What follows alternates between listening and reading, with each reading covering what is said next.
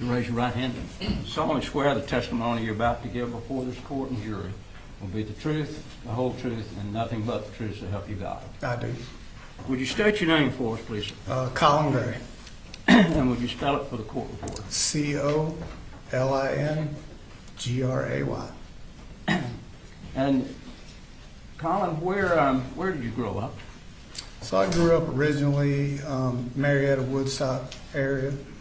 Spent most of my youth, middle teenage, high school years there. I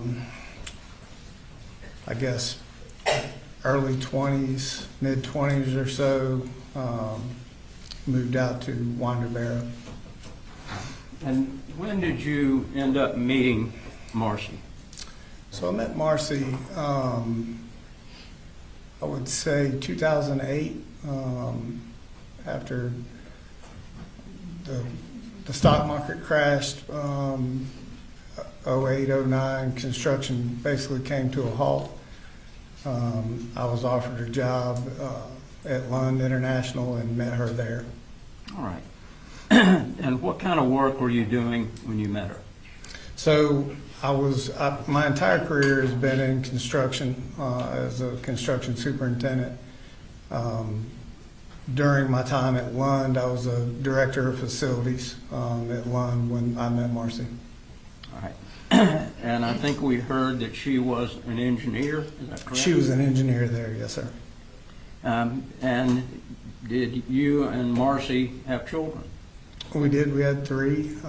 Colt was the first child born. Jenny Reen was our second, and little Coley was our third. Okay. When Colt was born, where were you living? So we were living on Beach Creek Circle in Winder. Okay. And how long did you reside in Winder? So when I first met Marcy, we dated for a very short time, and I moved in with her. So I would say that, 09-ish time frame until after Jenny was born. Okay. And at some point, I think we saw in one of the statements you moved to a farm. In Statham, yes, sir. Mm-hmm. And how long did you keep the farm? So we kept the farm for several years. All the kids, I think, went through 4th or 5th grade at Statham Elementary. Little Coley was born there 2016, so we were there for the majority of our marriage, I would say. Okay. And at what point did you leave Statham? So we left Statham, I would say, maybe a year prior to COVID. The original game plan there was we had purchased a boat, and we're thinking that the market was decent. We had talked about building our own home. It was something I was interested in doing, and we really enjoyed the lake life. So the original thought was we could sell the farm and make a pretty good profit, and find a parcel of land up near or on Lake Lanier and build a home. And what age was Colt at the time that you moved from Statham? Oh, so he was probably 4th or 5th grade, so 8 maybe, Okay. 8 or 9. I can't really remember exactly how old he was. He was little. And did he go to school? He did go to time? school, yes, sir. Was he a regular attendant at school? He was. Was he a smart kid? He was a smart kid. And where did you move after you left Statham? So we rented a home up in Gainesville, up on Lake Lanier. We wanted to have a place that was on the lake if possible, and it came with a boat dock, so we could just keep the boat there. And really, the kids enjoyed the boat, skiing and tubing and fishing and playing all the time. So that was a big deal to us, and we were able to find a home in Gainesville and move there. Okay. At some point during your working career, we heard on the video that you broke your back. So, right, so that would be '07, late '06, '07. I ruptured my L5 disc, which required a surgery, a back surgery. It's called a laminectomy, and had that surgery, and I would say '09, maybe 10, 11 months later, re-ruptured the disc and had to go back in for a second back surgery. Okay. And did they put you on pain medication for that? I had been taking pain meds really after that second surgery, just to kind of get me through that surgery. The second one was a little more painful. They were,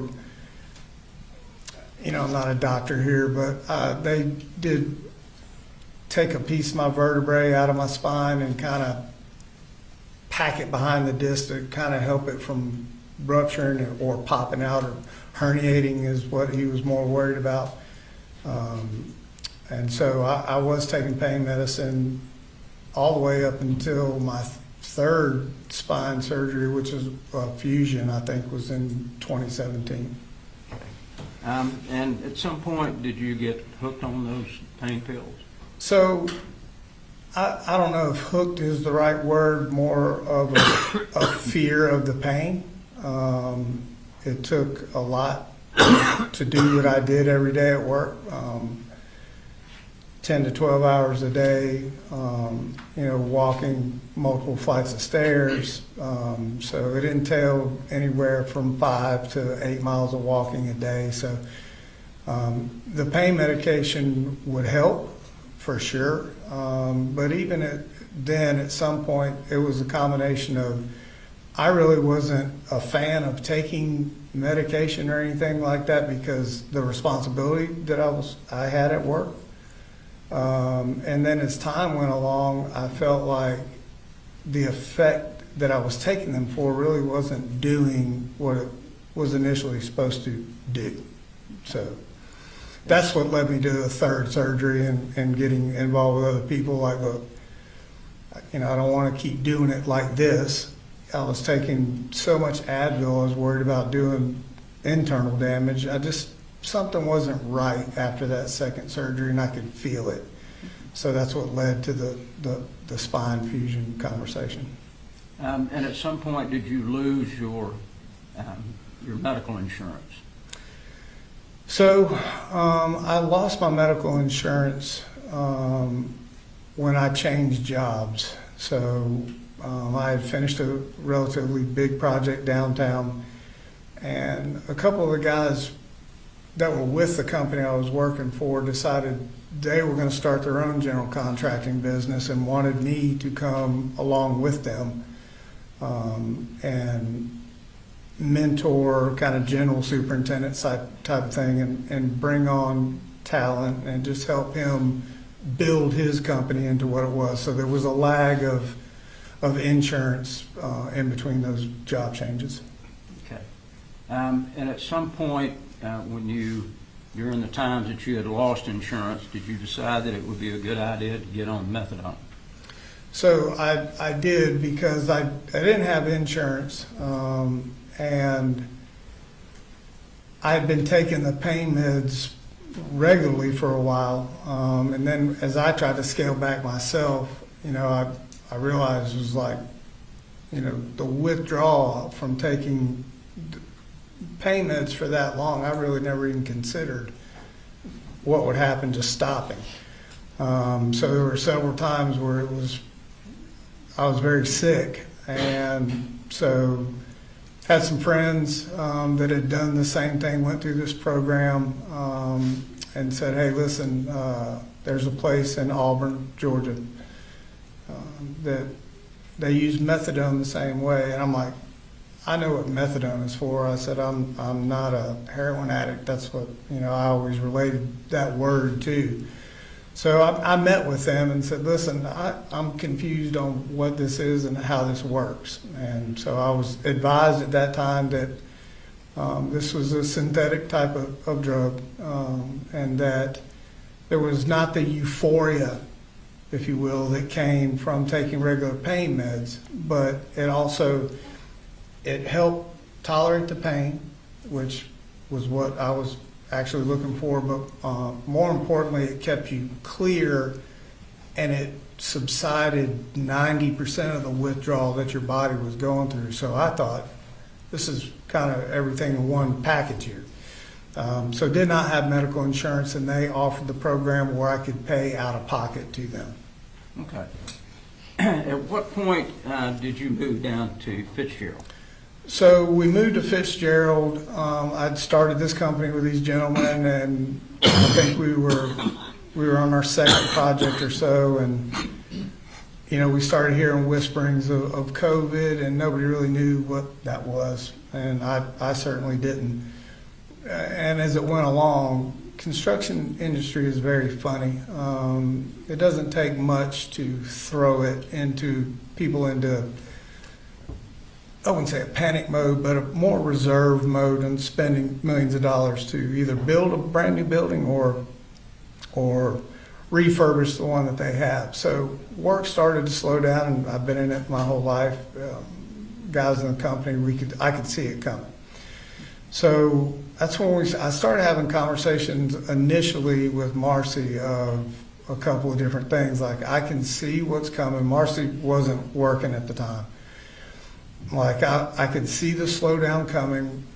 I knew this because we were finishing a project, and typically in my role, when I get to about 3/4 of the way done with one project, I'm already working on the next project coming down the road, and staffing and all that sort of thing. Well, there were none of those conversations going on. We didn't have anything on the books.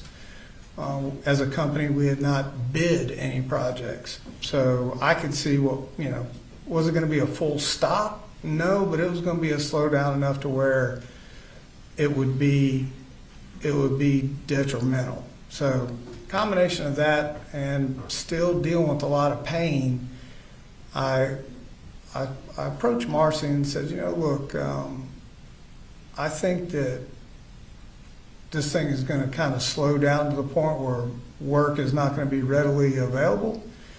What do you think about going down to Fitzgerald? Her grandmother just passed away. There's a family house down there. It's all paid for. And I said, she had made mention about looking for getting a job with Georgia Pacific up here in downtown Atlanta, in an engineering role or something along those lines. But they also had a Georgia Pacific in Albany, Georgia, which is, it's relatively close to Fitzgerald. So I said, we could go down there. I said, kind of stress-free. We've sold the house. The truck is paid for. The boat is paid for. We have no real outstanding bills. We have no mortgage. So we just kind of have a little bit of free reign that most would not. And I said, what do you think about going down there?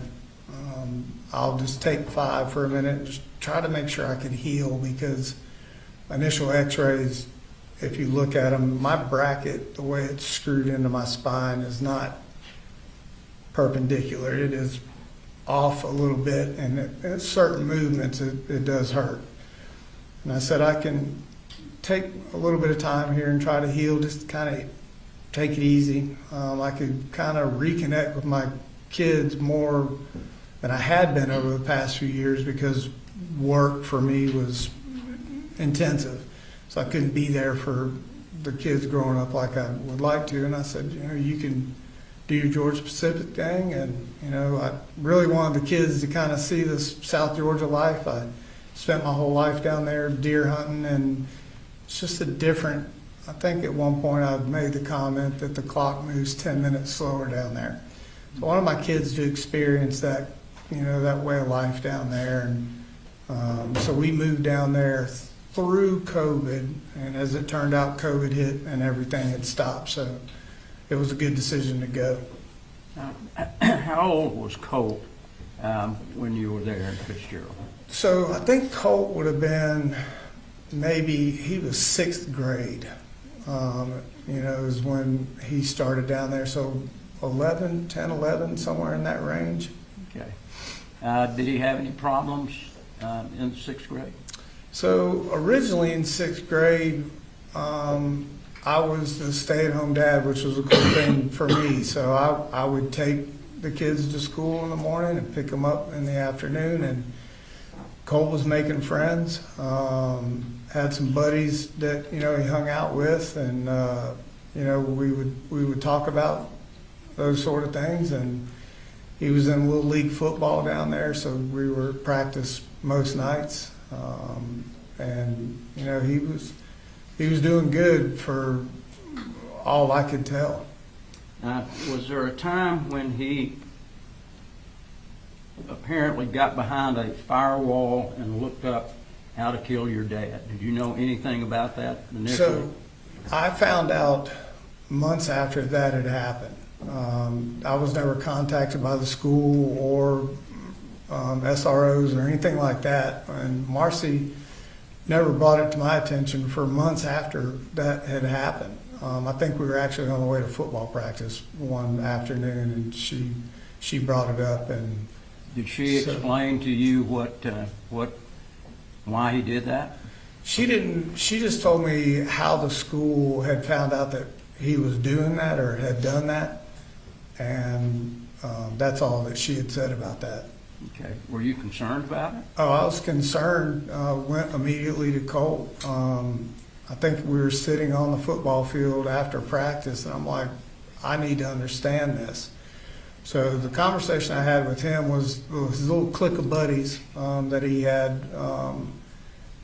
He said they were all kind of venting, and one or another were upset with what their dad was doing or not letting them do. And that one of his friends had made mention of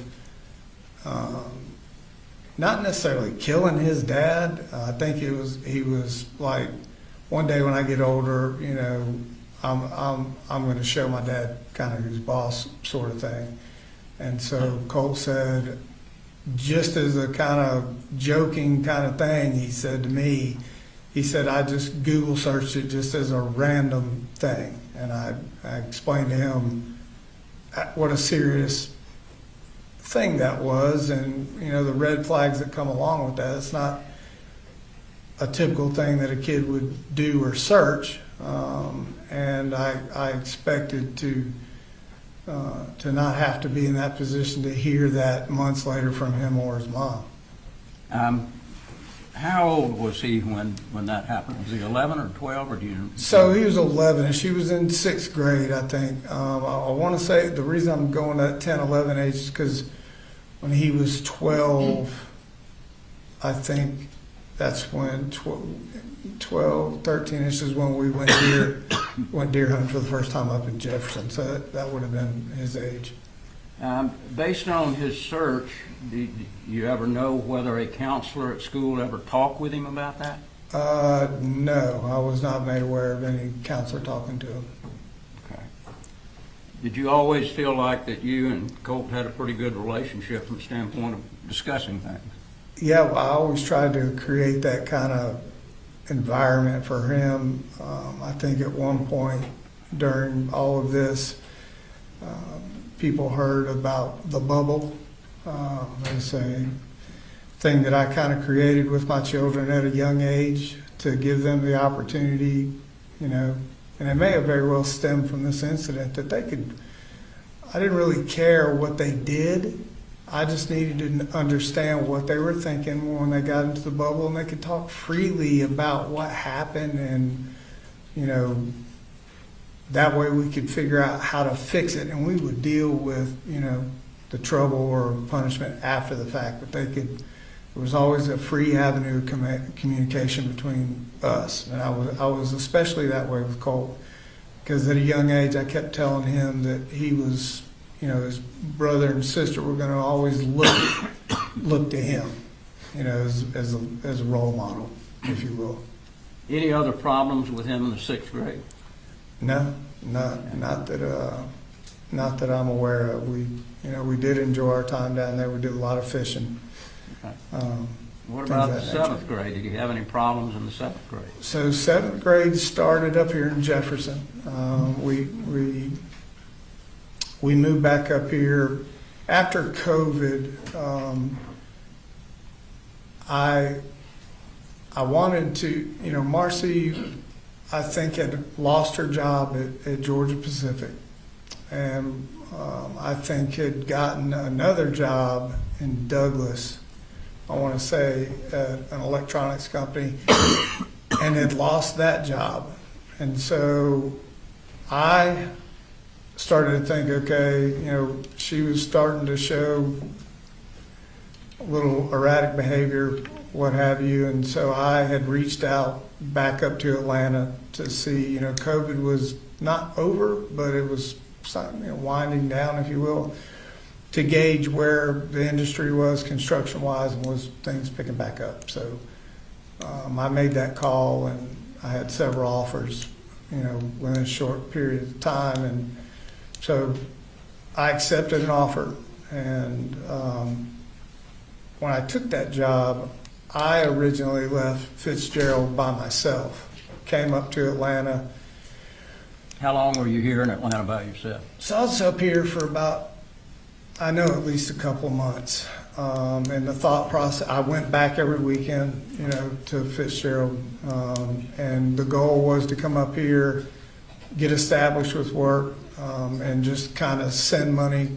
She just put it in the bank. We didn't have anything really to pay for, thinking that at some point here, which we ended up doing, was we would all move back up to Atlanta, and we would have, enough money maybe to get rental properties and just kind of start over in Atlanta. Okay. And at what point did you and Marcy kind of split? So that would be about the time Colt, in that seventh grade time frame. Colt originally started seventh grade, was really going well. But at home, I was working quite a lot. I'd actually had a job offer after the job I came up to Atlanta for, making more money. And so being the single income, like, okay, $20,000, $30,000 more a year made a difference for us. So I took that job. And Marcy at this point was not working and was not getting out of bed.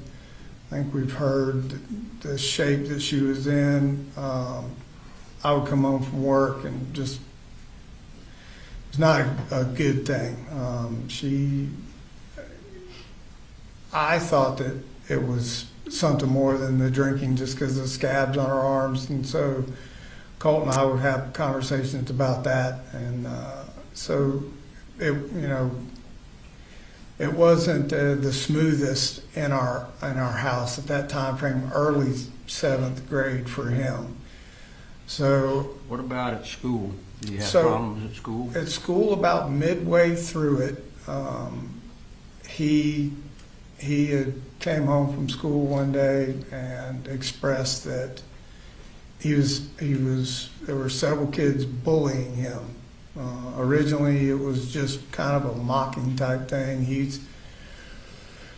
Colt's not, he was a real quiet kid. He was just super shy, is the best way I can put it, and the story that I got from Colt was it started with him eating lunch by himself. There was a group of 2 or 3 boys and a couple of girls at his school that would mock him.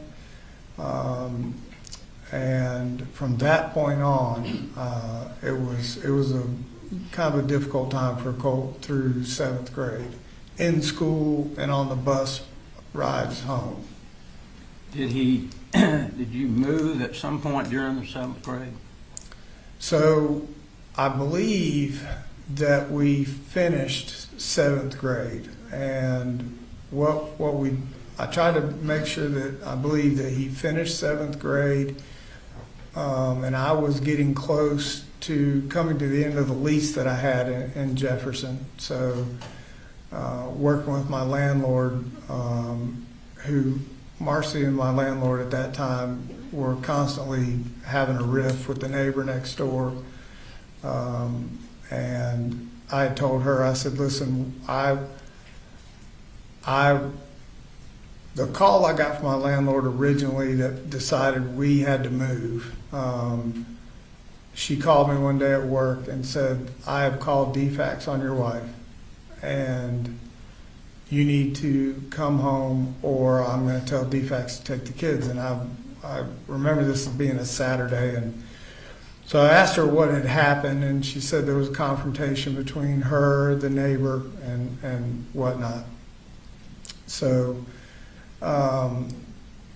when I got home, I met with the landlord, and she said, this is what I'm going to tell you. I have no issue with you or your children, but Marcy can no longer stay on the property. So she has to move out of the house. Where did y'all go from there? So at this point, the decision, Marcy and I were not getting along, obvious reasons. So she decided, and I had called Debbie.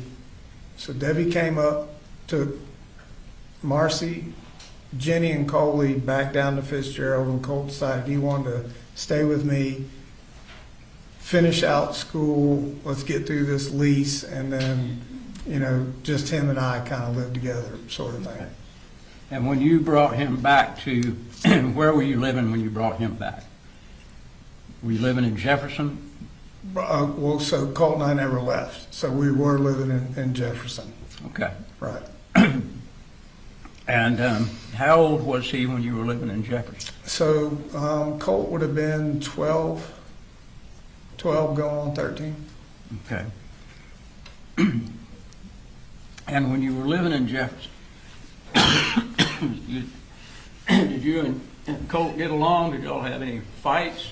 Did he act up any at all? No, we were, that was a time frame where I enjoyed really being with him. I had a little more one-on-one time with him.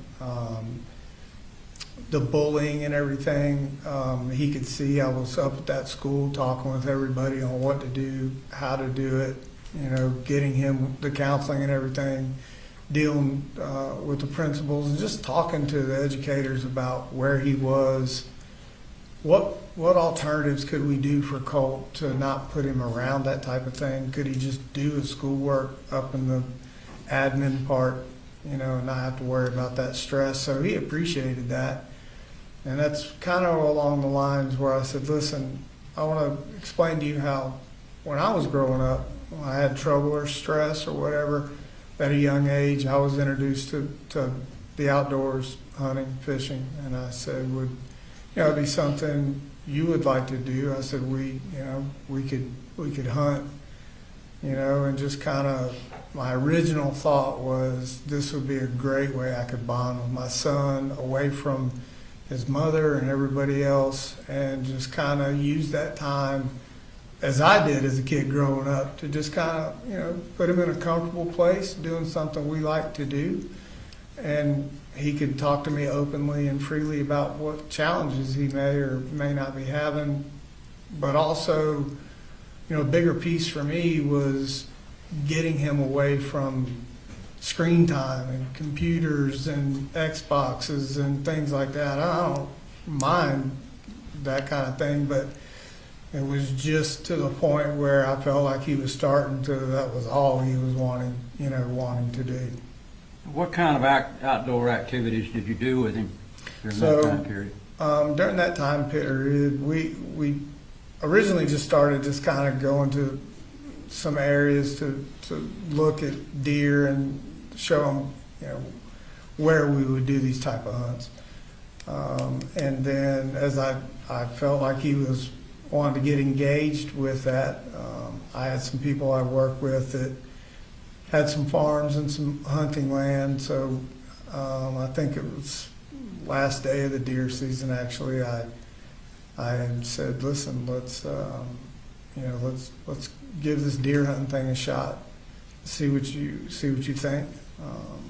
Prior to the deer hunt, I think I took him to the range a couple of times. We had gone to Mike's gun room, talked with Mike, and I told him what I was planning to do with my son. I wanted to buy him a weapon that, you know, could shoot a deer and we didn't have to worry about it wounding it. Let me ask you before you get into Sure. Mike's. Did y'all also do other things like? So yeah, during that time too, I'm a big golfer, and I had little putting greens set up in our house, and him and I would putt in the living room, just kind of messing around. So I'd asked him, you know, hey, you know, would you like for me to teach you to play golf? I've been doing it my whole life, and kind of was just a casual conversation, but he was like, I would love it. So purchased him some golf clubs off of Amazon. We lived in Jefferson still at this time, but we would come to the Chimneys here in Winder. They had a really great practice facility, and we would hit range balls, and I was trying to teach him how to hold a club, how to hit. We did that several times. Did you also buy him a guitar? So we did. Actually, I think that was later on down the line. You know, we played golf several times. We were practicing all the times, and I'm trying to just whatever I could do to just interact with him away from the computer screen. So he'd always had a interest in music. So went to Guitar Center on a whim one day and spent the afternoon in there and bought him his first guitar. And I'm left-handed, so we could not find one for me on that specific trip, and bought him an amp, and he started kind of trying to figure it out on his own. And then we went back. He enjoyed it so much, we went back and I bought him a second guitar, and I had found a kind of a beat-up used left-handed guitar for me. And so that was another way that him and I kind of, on our one-on-one time, he was teaching me to play guitar and to read music, and I was terrible at it. And so we would sit in the living room and play guitars and things of that nature. You mentioned Mike's gun room. Was there a time when you took him to Mike's gun room? Sure. So we did the original, you know, deer hunting conversation. I had told him that we could go. I'd been to Mike's prior when we lived here in Winder originally, and Mike's a good man, and so Colt and I went in there, and I was explaining to Mike what we were doing, and he understood it. You know, trying to get Colt engaged in the outdoors, and so kind of just going through the guns and explaining what all the rifles were. And Colt had seen me through the years shoot deer rifles on our farm in Statham, and him being a little bit little at that time, you know, he would see they were big, they were loud, and they kicked, you know, so he didn't want that. He didn't, you know, that was his thing, is he was afraid of the kicking.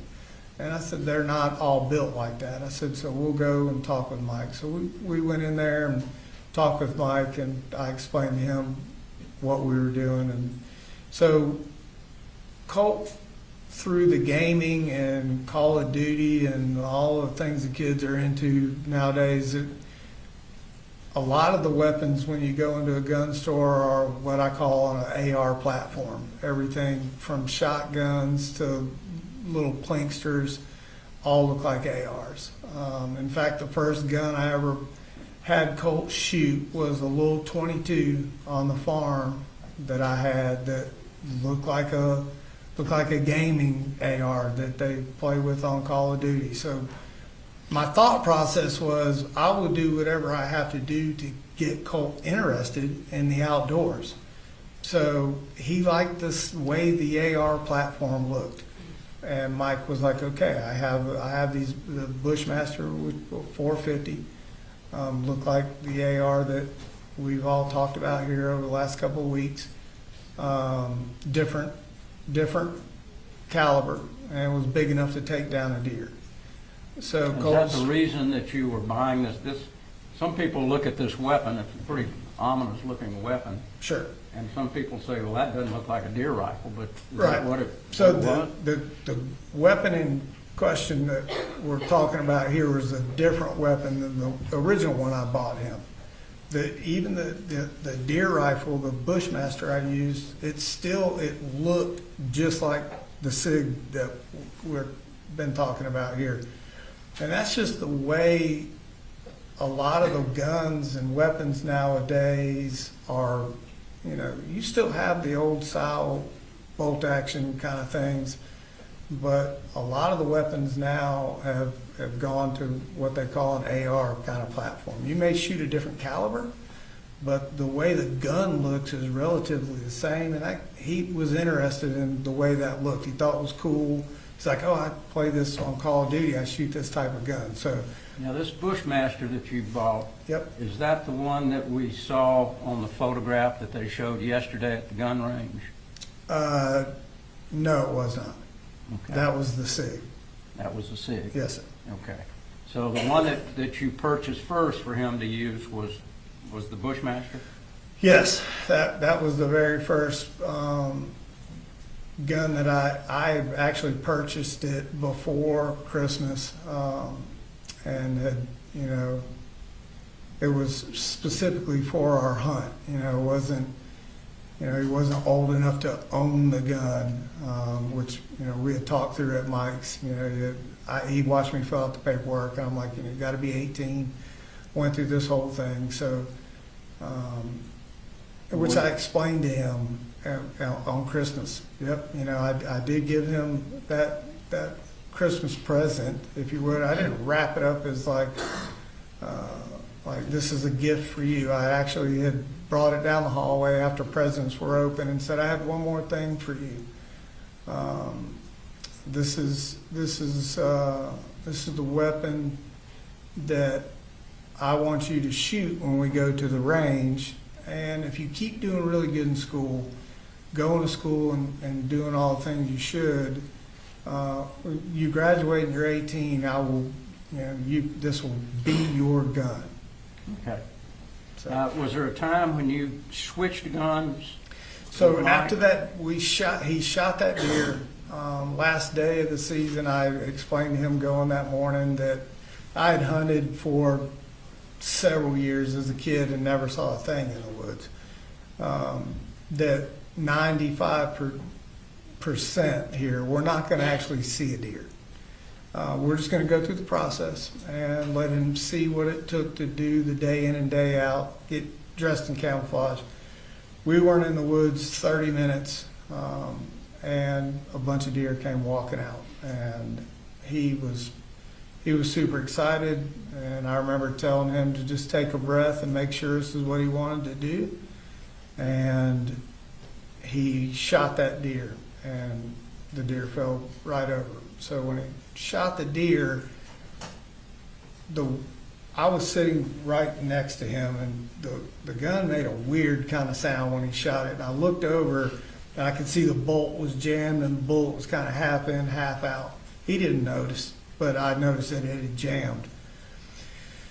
So after that, he said it made a weird sound and kind of a flash, driving home. He was like, it kind of scared me after I shot the deer. And I said, okay. I did not get the bullet dislodged from that gun. So got home, we sat down, took it all apart, got the bullet out. I think we went to the range sometime after that, cleaned the gun, let him shoot it again, and it jammed again on the range. So at that point, we went back to Mike's, and I explained to Mike, hey, it worked. It's a great thing. He shot a deer. It was the greatest day of my life. Made a video of it, showed it to his grandmother and some of my family and his mom, and I said, but the gun jam scared the crap out of him. And I said, during the course of that hunt, he'd seen some coyotes run through chasing some deer earlier in the morning, and I told him, I said, well, there's a hunting season for that and explained to him I did a lot of hog hunting and whatnot. So after the gun jam, we went back to Mike's, and I told Mike, I'm like, listen, it was great, gun jammed. I said, but even in his excitement, the 450 did kick a little bit more than, he was hoping for, I guess. And I did have a kind of a different scope on it than what we all see here.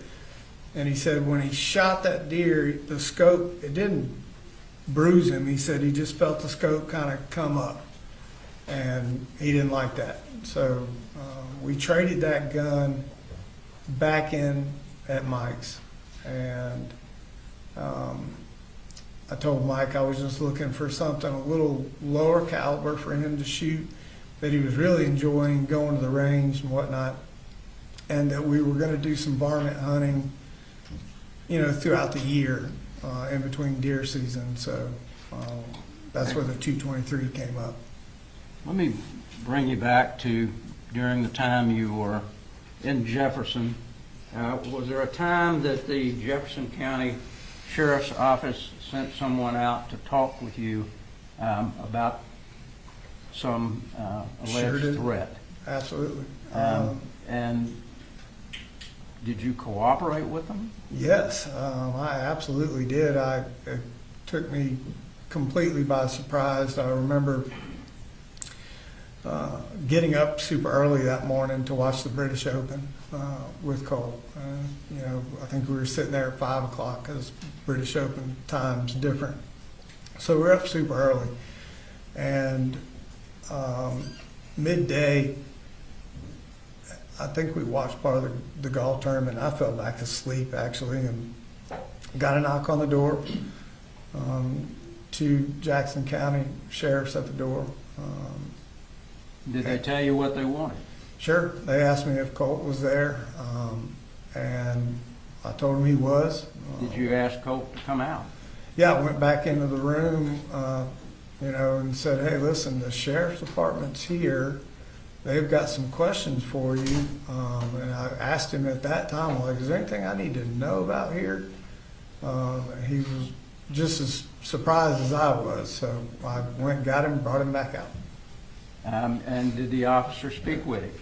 Yes, they did. They originally, before I'd gotten Colt, I'd asked him, what is this about? And he had made mention of Discord, asked me if I knew what Discord was. I'd never heard the term Discord until that moment. I told him I don't know anything about Discord. I don't know what that is. So when he brought Colt, we brought Colt out there, and that's when they had the discussion about computers and did he have a Discord account. Okay. And after that conversation that he had with Colt, did he have a conversation with you? The sheriff? Mm-hmm. So yes, it was between all of us. I remember him asking Colt about Discord and what basically the allegations were. FBI had a tip, something about school shootings, and I immediately was like, I need to understand where this came from. This is it's an extremely serious thing for me. This is not a joking matter. Even if this is not Colt, I still want to know how it ends up that they're at my front door. I was very serious about and making sure Colt understood how serious this was, and ultimately, if they didn't like what he said, the second officer was there to take Colt with him. That's what the sheriff had explained to me. So I was, whatever I had to do to talk to them, anything they wanted to know, I basically was like, yeah, let's figure it out. I told him at one point in this conversation, if he even thought that this was related to Colt in any way, shape, or form, he asked me if I had guns in the house. I said I did, and that he could take them. He could take those guns out of my house. I will go get them. He can take them with him. Okay. Did the Jefferson County Sheriff's Office ever follow up with you about anything? So during the course of that, conversation with him, I wanted as much information about this as humanly possible. And at the end of the conversation, he and I walked away, walked over to his car, and he said, "Listen, I believe Colt." And I said, "Okay."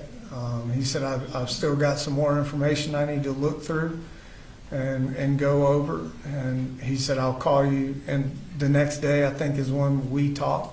I said, "Do you have a card?" He gave me his card. I said, you can call me any time. I said, if you find out any more information, I just want to know what you know.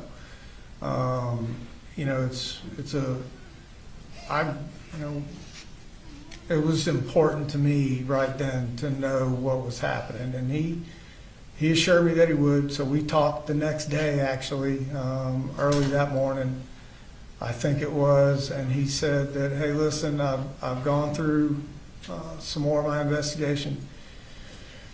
He said, he explained the chat room and how many people were in it. And then he said, he made mention of, I think it was Sacramento, California, maybe the IP address or something. It came back to somebody in California, and that it came back to somebody possibly in Russia. Okay. And so at that point, he was like, I don't see an issue here with Colt. And he said, if there's anything else, I'll reach out to you, but there's nothing further at this time. Did he ever tell you to lock the guns up? He just, not necessarily to lock the guns up, but he said, "Hey, just make sure that there's not free access to the guns." He asked me where they were. I told him they weren't locked up. I said, "They are in my master bedroom closet where I kept the guns for most of my life. And when Colt was little, I said they're up on the top shelf of my closet, not just laying around the house." Okay. Is that, since he was 11 years old, is that the first time that he had any potential issues or problems, to your knowledge? Problems with acting out or acting depressed or anything like that? Yeah, I mean, I don't know if that episode with Jackson County would be classified as a depression or whatnot.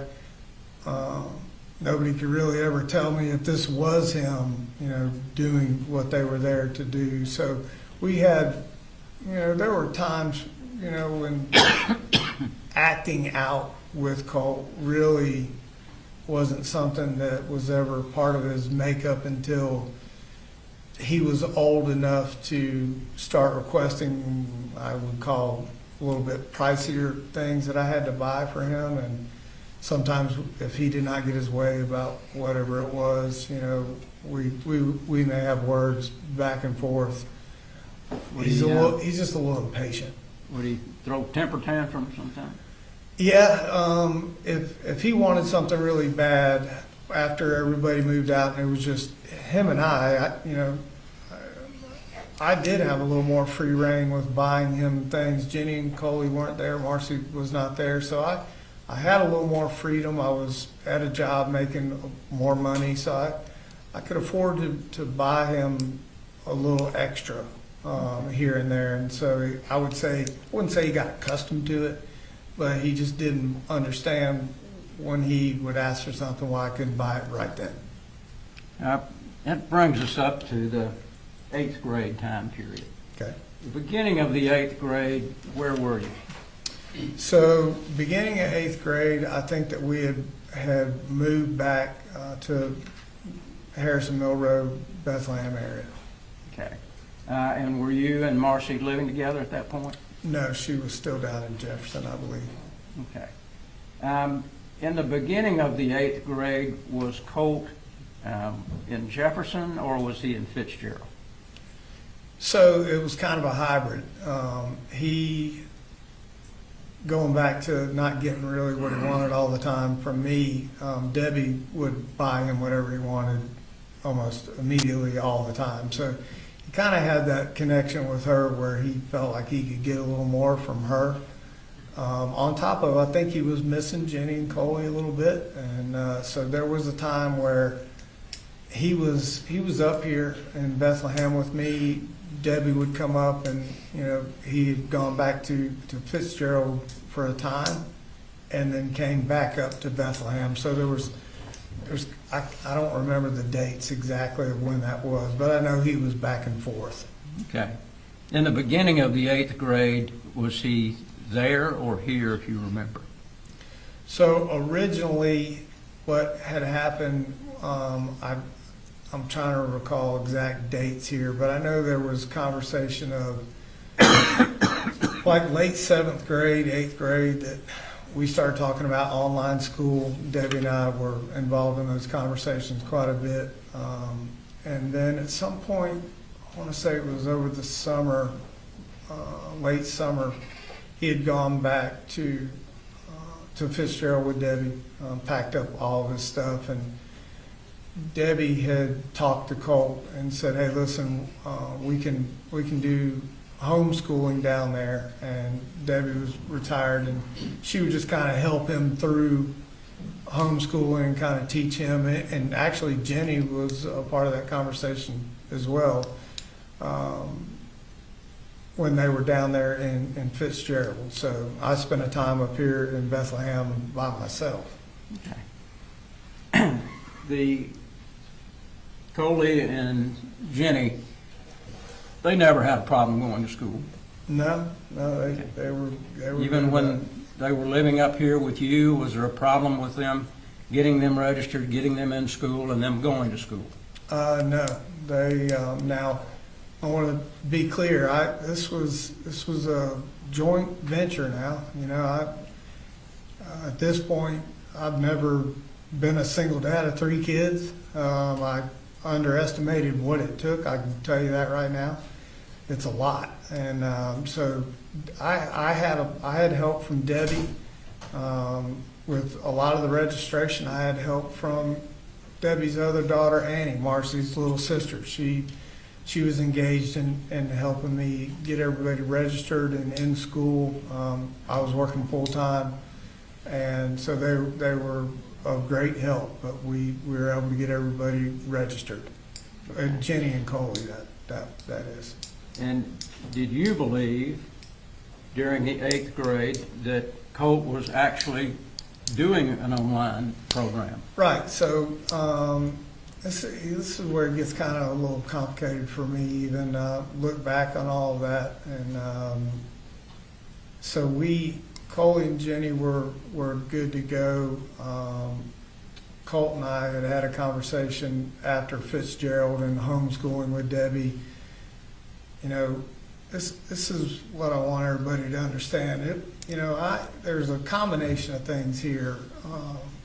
It was not, for me, it was tough on him. The bullying kind of affected him in 7th and 8th grade, and what's not brought up in this court or any kind of conversation, I find out later that, even the bus ride home for him, kids throwing shampoo bottles at him and milk cartons, and it was very difficult for him through 7th grade. So that's where I initially thought, okay, if he's going to homeschool down there, great. I really wanted to get him involved in middle school with Jenny. But we started down the conversation of online school here in Bethlehem. So he was open to that idea. I had talked to Jenny. I'm like, listen, I'm offering this to your brother. Would you like to do it? She ultimately chose to go to school. It was at that time I was working with Debbie on, like, let's just do it. It was simple down in Ben Hill. But as it went along and I found out it wasn't as simple as getting online and signing them up. It was very more difficult than I anticipated. Everything was full. We were getting on into the school year. There were not a lot of options that were open and readily available for him. Did your sister help you find an option? Right. So as time went along, we're pushing through 8th grade, and he's falling further behind, and I realized that. And I had reached out to my sister Lorene, a retired school teacher, and explained to her the dynamic here, and that I wanted him to be online in school, and what had happened, and it was harder than I anticipated of finding him an open spot. And she said, "Hey, I know you got a lot on your plate. Let me start trying to track down some places where we could send him." So I'd had that conversation with her, and I think it was Georgia Virtual is where there were 3 schools she said that she had narrowed it down to. Georgia Virtual is what jumps out in my mind, that she requested all the stuff that she needed from me, birth certificates and whatnot, to get all of their stuff completed online, which I gave her all that information. And there was passwords or access codes created through that system in the email chain, or talking back and forth with Lorene. So I had thought in a time period there that he was locked in and doing what he needed to do. I explained to Colt, "Hey, we've got you registered." I had thought at the time at Georgia Virtual, as it turns out, maybe it was something that I missed. I thought that, I guess I had thought maybe Lorene, once I heard passwords and showed Colt what he needed to do, I thought it was as simple as him going in there and doing what he needed to do. Was there times when you would check and ask him? So I had asked him, I can't give you exact dates here, but I did calling him from work and asking him, "Are you online doing what you're supposed to be doing?"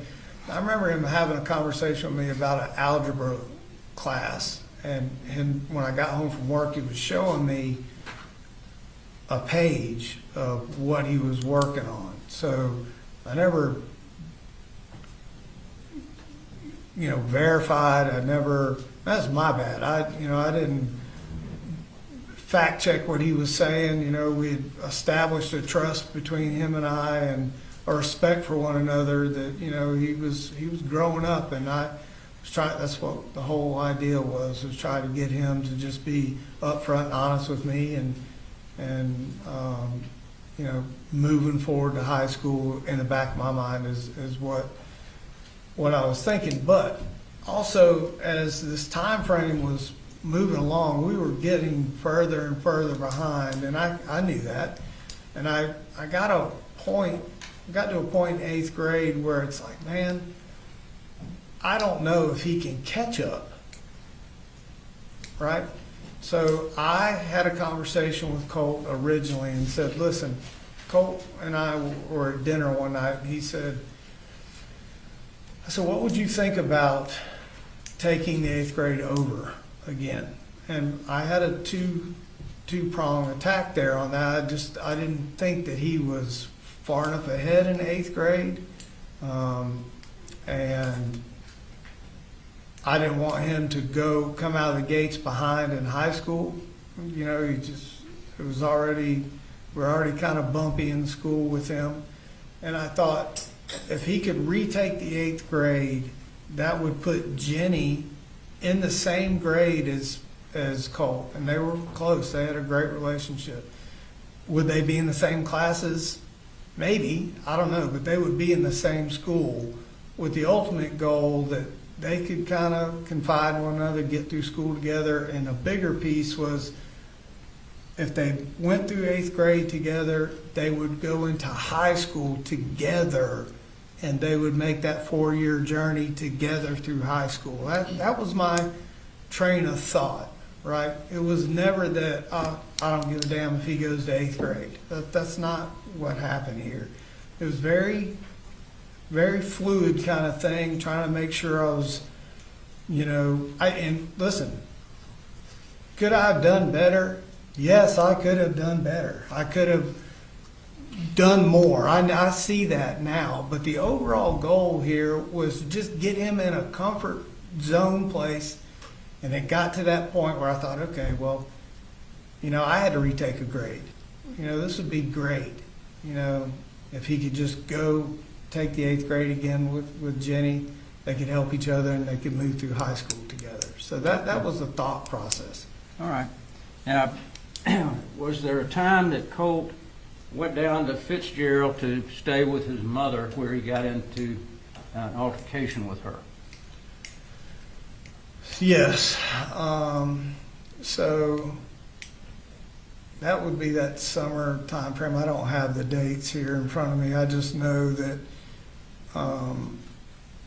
Debbie, and this was the time frame when Debbie came up and they took his computer, packed up a bunch of his stuff, and he went down there to stay. He was kind of missing Jenny and wanting to hang out with Mamu. And so Mamu had called me. There was actually 2 that I know of.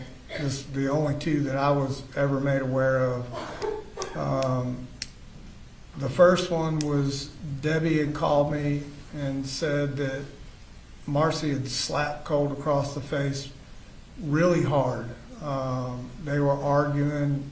I don't know what about it, was not there. She just said it was an ugly argument. And I never hit my kids. There's multiple reasons for that. So Debbie said that DFAX was called. I didn't know if she had called or who had called. Ultimately, I find out that it was Annie that had called DFAX in the first episode of the slap, right? So I had talked to Colt and said, listen, you okay? What happened? He said, we just had a knockdown, drag out kind of argument. Mama was drinking and just, she just slapped me. And I said, and Mamu was there. She was standing right there. I was like, okay, that was the first episode. The second one, I don't think. Did he ever tell you in that first episode that he broke a window on a door?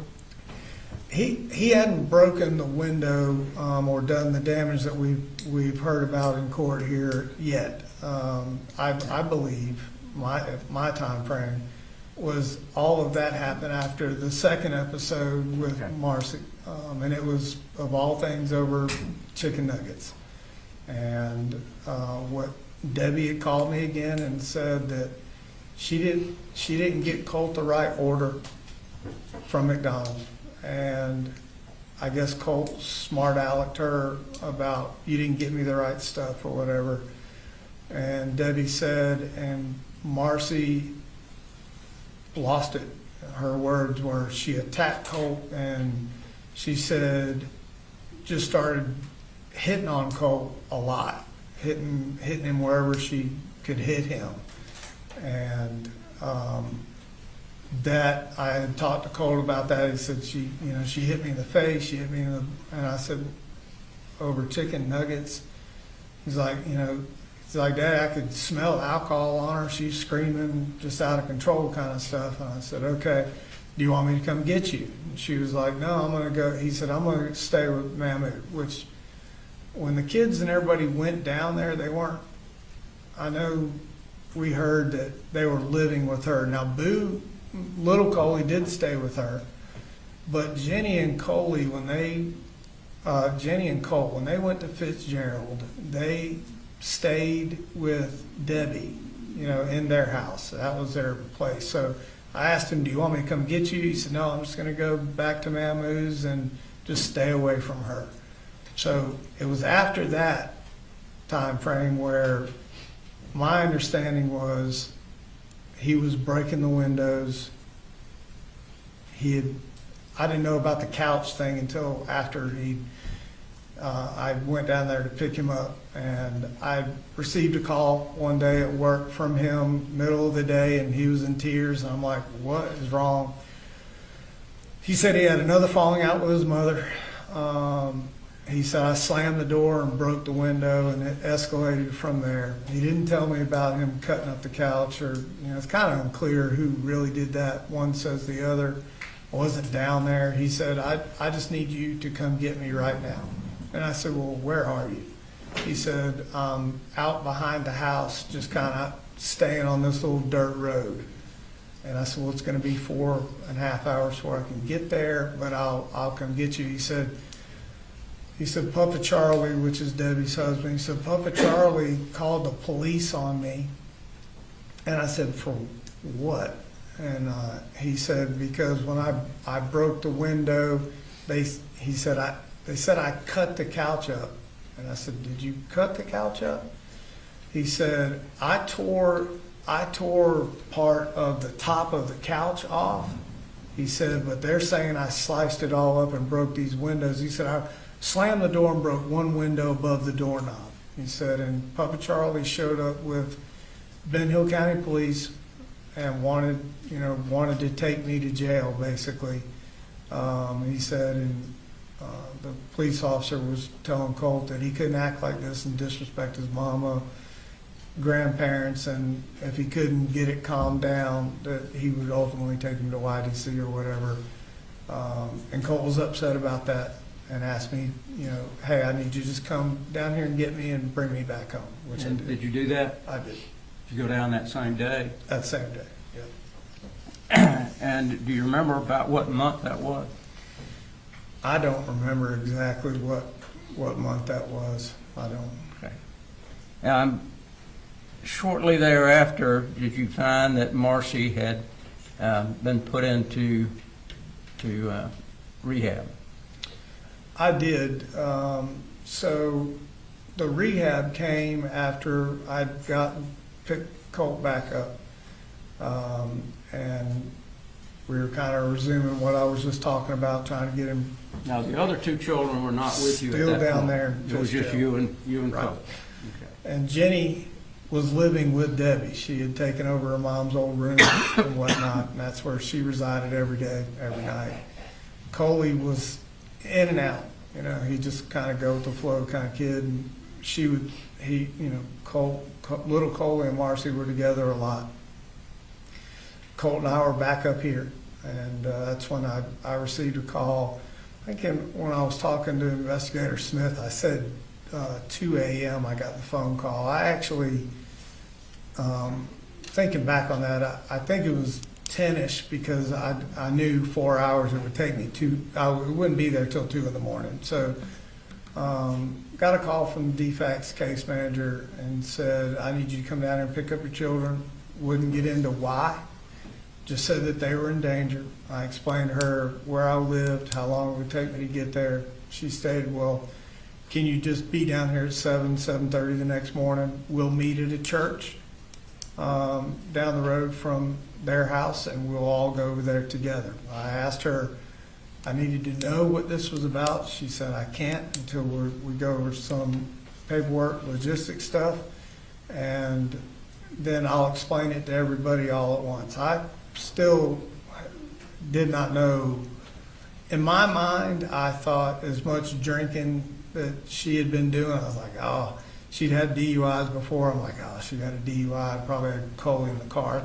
That was my original thought. So drove down there the next morning, Colt and I did, talked about what we thought this might be, and met the DFACS lady, went to Debbie's house. That's where she was with the kids.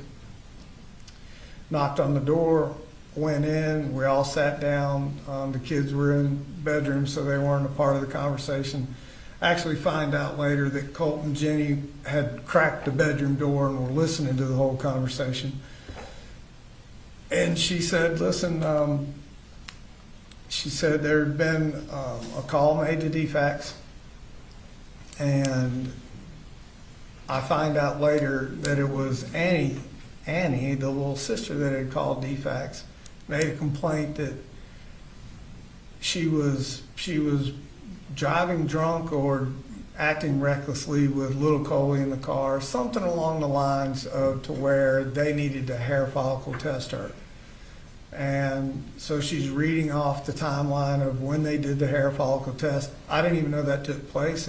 Apparently it took place a week or so, maybe two, before I got the call from DFACS that night. And she's went through the whole process of we hair follicle tested you, and here are the results. Okay. And at that point, you took the other two children with you? Correct. She stated that I was to take all the children back, that Marcy could have visitation as long as it was supervised. And at that point, I asked by who. I wasn't sure if it was DFACS. She said, no, you will be the one supervising, and you are the one that says when she can come and when she can't come. She cannot just show up. This has to be agreed upon time and whatnot, so I took the kids back. Were you prepared to have three children No. at that point? No, I said this in passing to so many people. I hear people talk about single moms and whatnot and all the things they go through. And as a dad, I was fortunate enough just to get up and go to work. And, you think as what I'm doing, like that's the hardest thing in the world is get up and go to work, as much as I was working. It paled in comparison to what a single parent has to go through with one kid, let alone three. So I underestimated the effort and everything that it took to just keep everything afloat with three kids, let alone all the ins and outs and things that happen with kids every single day. It was a lot more than I could ever imagine that it being, and I underestimated that greatly. Now, was there a time when Marcy called you and threatened to kill you and Colt? So, yeah. So that day, I originally got a call from Annie, the little sister, and I believe I was cooking breakfast or dinner. And because I know I was cooking something, because I have a phone laying on the counter, I just hit speaker. I'm like, hey, and she's crying. I'm like, oh, what's wrong? You okay? Her original statement was, we can't find my mama. I'm like, what do you mean you can't find your mama? They're in Virginia. Like, they're all up there. Charlie's in some golf tournament. She's like, no, she came back early. I'm like, well, then she's at the house. She's like, no. She's like, we can't find her. I'm like, well, how long have you been looking? She's like, since yesterday. And I was like, oh, shit. I'm like, okay, have you called the police or anything? Like, is something wrong? I'm like, in my mind, I'm thinking, God, I hope nothing happened to her medically, like heart attack or something. She's like, I've got the neighbor going over to beat on the door. Mary Beth is their neighbor, whatever they grew up with. And if she doesn't answer, she's just going to go in the house. And I'm like, well, call me back. Let me know if they find her, So Colt was like, what do you mean they can't, find her? I was like, I don't know, buddy. I said, you just heard everything I heard. Were the other two children with you at this point? Yes, they were with me. Okay. So she calls back sometime later, I don't know exactly the time frame, and says, Mary Beth is in the house, and they found my mom. They found Mamu. I'm like, okay, great. Is she okay? She's like, no. I'm like, okay, well, what do you mean no? Is she in the hospital? What's going on? She said, no. She said Marcy had taped her to the chair in their office. And then not only taped her to the chair, left her there for a couple of days. They found her with soiled pants, and she just basically had to go to the restroom, whatever, just taped to the chair. And that she had taken one of the dog leashes out of the backyard and tied the chair to the sleeper sofa behind her so she couldn't scoot to the phone to call 911. Object to the litany of things that he wasn't even there to know about. Do you have a response, Mr. Baird? I'll try to redirect, Judge. I'll sustain the objection. Thank you. Sure. But was there a time when you found out that Marcy threatened to kill you and Sure. Colt? After what I was just trying to say right there, she went through what condition she found her mother, and she said that she had told her mother that she was coming up here, wanted her car and money or credit card, and her mother asked her why, and she said, "I'm going up to Winder to kill Coley." And I'm like, to kill me? And Marcy said, yes, she's coming up there to kill you. And she said, she told Mama, meaning Debbie, and since Colt is your favorite, I'm going to kill him too, and you live with that. So that on that day is the first time I had heard that threat. And did Colt know that?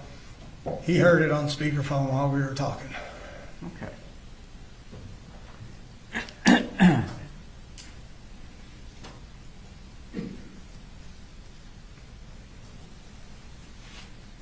Now, Debbie went to jail for a few months. Was there any contact that you had with Debbie during that time? Marcy. Not Debbie, I'm sorry. Marcy. Marcy had gone to jail. Was there any contact that you had with her when she was in custody? Right, so originally, I did not. And as time went along, Debbie had come up to talk, and hang out with us in Bethlehem, and explained to me what she had went through and what condition Marcy was in and how she was acting, and just felt like whatever she was taking, it just wasn't Marcy. She just had lost her mind.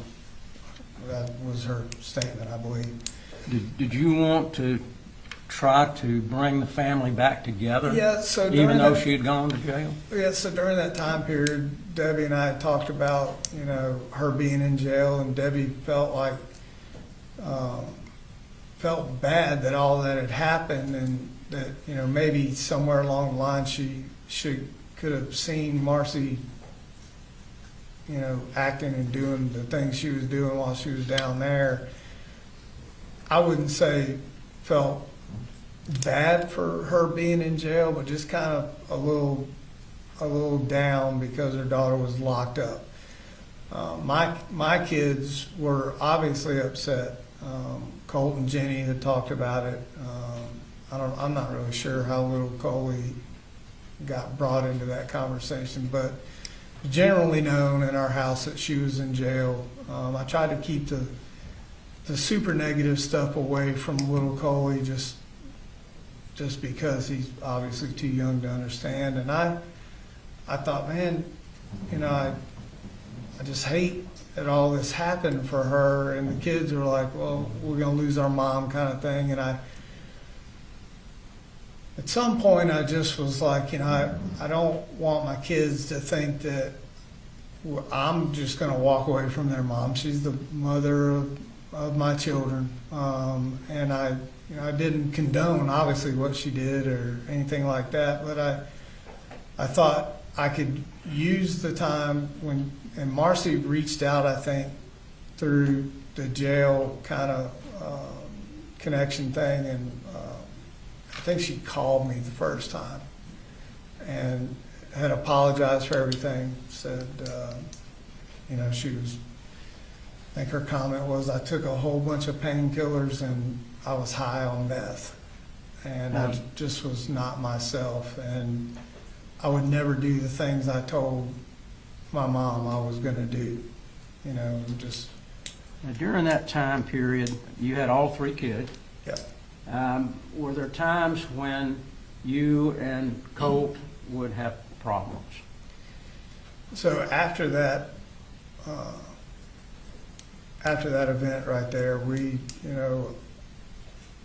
I wouldn't say we were having problems, but it was more along the lines of Colt. Colt was a good kid. He wasn't very patient with things, and if he wanted something and I didn't buy it right away, he didn't understand. Having the three kids and just, we've heard throughout this trial about how much money I make, and we never really talked about all the things I had to try to cover. And when it was just Colt and I, you know, I could go and go buy a guitar for him and it'd be okay. You know, I want to talk about, it just got to the point where I would have to explain to him why I couldn't spend $15 on a gaming or a game he wanted to buy, and it would frustrate him. So we would have disagreements about that. you told the officer in one of the interviews that he would bull rush you. Yep. What would bring on that bull rush or him rushing at you? What would bring that on? Okay. So there were 3 times that I can remember that we, you know, the bull rushing happened. And again, I would never hit Colt or any of them. So I remember the first one was him and Jenny had gotten into an argument. First, it was just kind of kidding around. And somewhere along the line, I was talking to Debbie in the kitchen that day, and they, brother and sister, were picking on each other. It kind of escalated, and Jenny took off down the hallway, and Colt chased her down there, and he tripped and slammed his head into the door, the linen door, knocked a hole in that door. And then he got up and he was trying to pick the lock and kind of damaged Jenny's door. And I went down there and was like, you know, you need to calm down. You know, took off after Jenny like a wild man. You're damaging this door. I have to pay for all this. This is just a rental house. And that kind of started he was already worked up kind of thing. I remember walking away down the hallway to the living room, and when I turned around, I could see him coming down the hallway, and he was just pissed. And so he kind of bull rushed me. I turned around, he kind of slammed into me, and I grabbed him and just held him up against the wall. And was to tell him, like, you need to calm down, you need to calm down. He had gotten one of his arms loose and was flailing around. He hit me on the side of the neck, hit me in the side. I got his arms together until he calmed down. I just held him in place. The second time that this had happened, we were having a discussion about he thought he needed to take the Zoloft that his mom had given him, and I disagreed with that. So we had a kind of a heated conversation about yes or no, and I told him I don't want this. We need to go see somebody. This is not like taking aspirin. This is different. He was pissed because he'd been taking it from her for, I don't know, a number of weeks, and he felt like it was helping him and whatnot. Didn't understand why I would not give it to him, so that was the second time that we had that argument, and the third time it was about moving his bedroom into the laundry room and separating him from his computer to the laundry room. Same type of thing. He would, you know, he never really would challenge me face to face. And in this last episode, I remember like, hey, I want you away from your computer.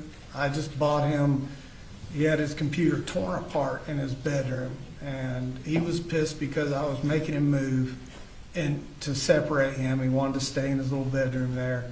I was trying to create space so he wouldn't be on his computer all night long.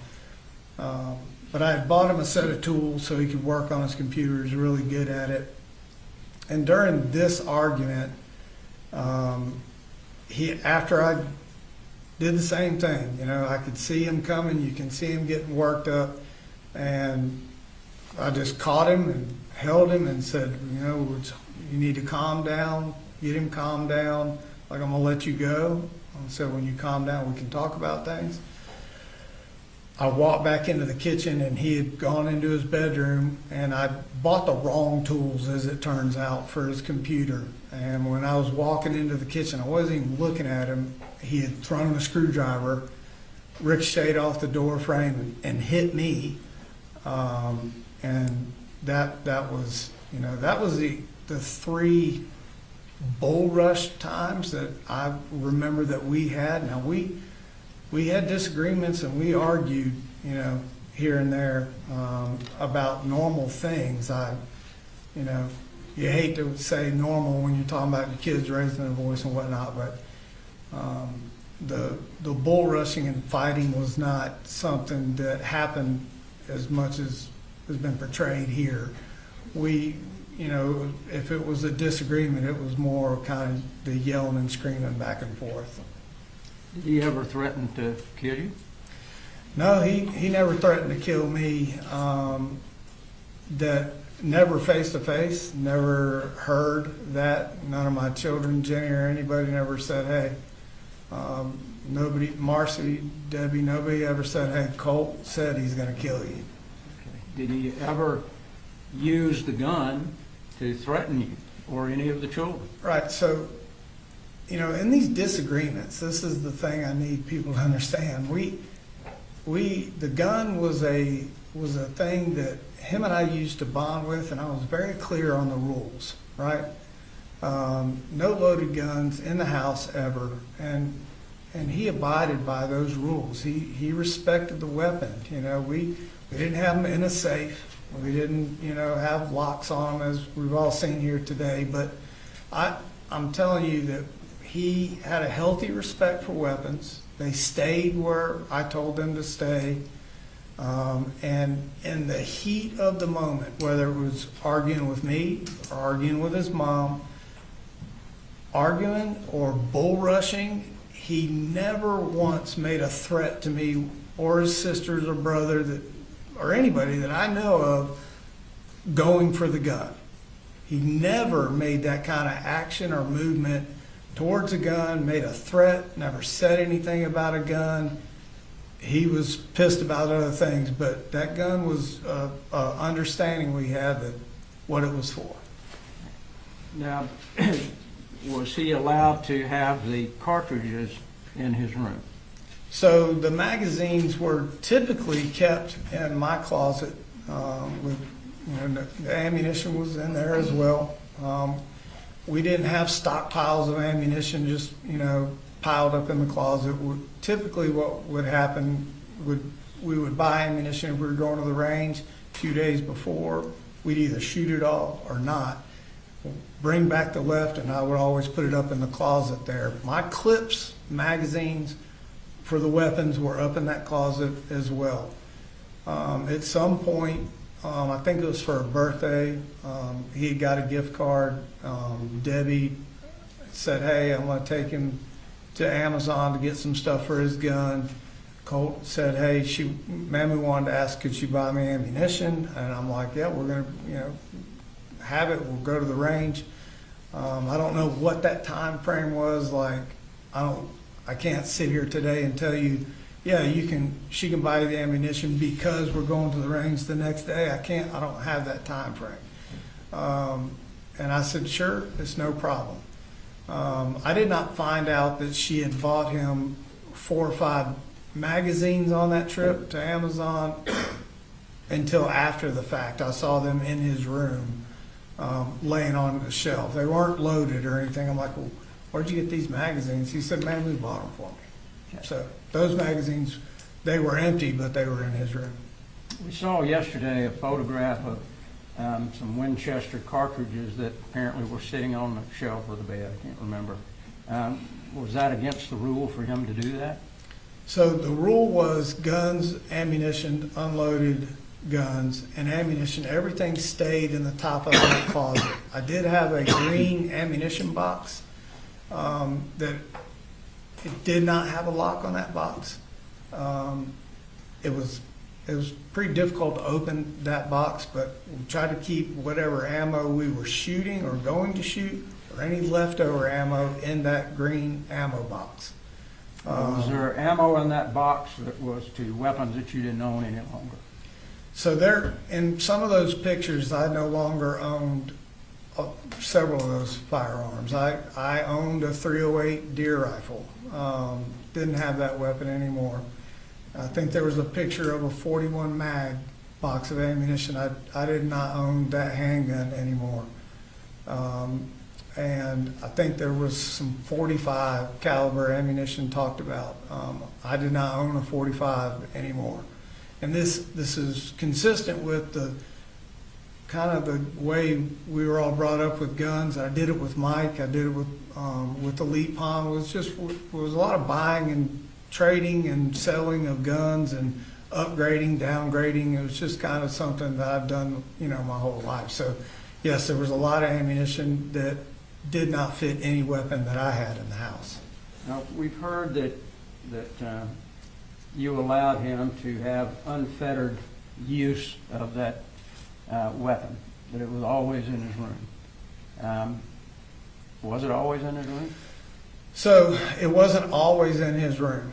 And were there times where that rifle was in his room? Yep, there was. And it was just there was never at any point during all of this leading up to what happened, there was never a perceived threat by me with Colt.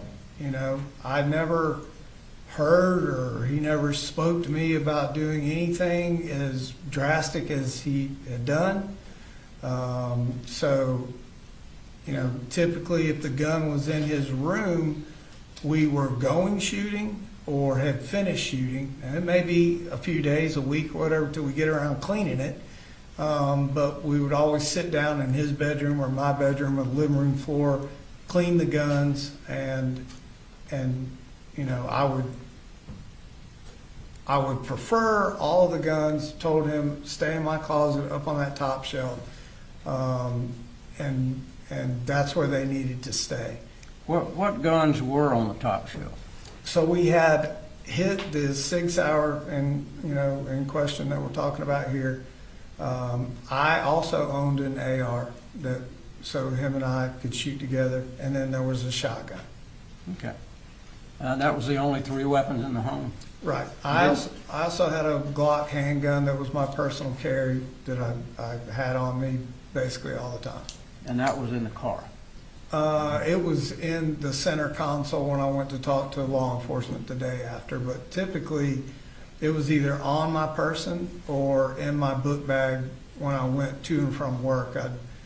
We'd been robbed through the years 3 or 4 different times for copper of all things, and I'd, through the years, go in at crazy times, work night schedules, that sort of thing. So I always tried to keep, a weapon on me.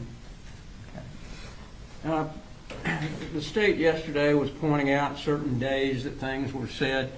Were there many days during the time that Colt was there that everything was smooth? There weren't any problems at all?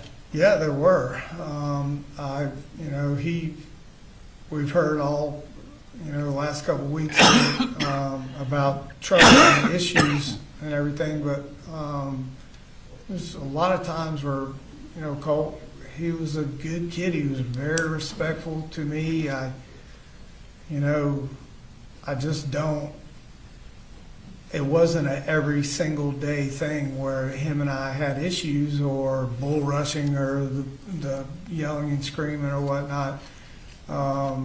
Colt was he was a very good kid. We talked about a lot. Him and I went to church when it was just him and I originally almost every Sunday. As the other 2 kids came up there, he kind of slacked off going to church with us, but he was a good kid. He was a compassionate little kid, and